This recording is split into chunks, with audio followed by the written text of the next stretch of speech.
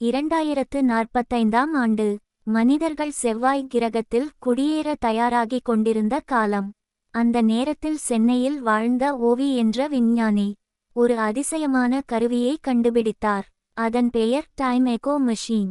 அது கடந்த காலத்துக்கோ எதிர்காலத்துக்கோ செல்லாது, ஆனால் நிகழப்போகும் 10 நிமிடங்களை முன்னமே காட்டும். ஒரு நாள் இரவு ஓவி அந்த இயந்திரத்தை இயக்கினார். திரையில் ஒரு காட்சி தோன்றியது. அவரே ஒரு விபத்தில் சிக்கி இரத்தம் சொட்டும் நிலையில் சாலையில் விழுந்து கிடந்தார். ஓவி அதிர்ச்சியில் உறைந்தார். இது 10 நிமிடத்தில் நடக்கப் போகிறதா? நான் அதை மாற்ற முடியாதா?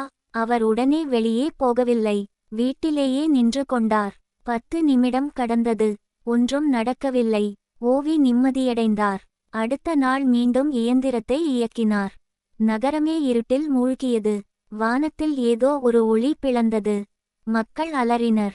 கடைசியில் ஒரு வரியை அந்த மெஷின் கூறியது: நீ இதை நிறுத்தலனா உலகம் அழியும். ஓவி பயந்தார். அவர் ஆராய்ந்தபோது தெரிந்தது, டைம் எக்கோ மெஷின் எதிர்காலத்தை காட்டவில்லை, அதை உருவாக்கிக் கொண்டிருந்தது.